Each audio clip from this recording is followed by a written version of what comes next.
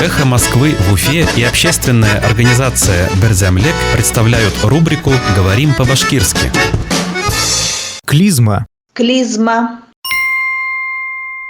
Сделать клизму. Клизма эшләргә. Сделать клизму. Клизма эшләргә. Активистке Уфимского штаба Навального в отделе полиции угрожали сделать 40-литровую клизму. Навальный штабы әүҙеменә Өфөләге полиция бүлегендә 40 литрлык клизма эшләү менән янагандар. Активистке Уфимского штаба Навального в отделе полиции угрожали сделать 40-литровую клизму. Навальный штабы әүҙеменә Өфөләге полиция бүлегендә 40 литрлык клизма эшләү менән янагандар.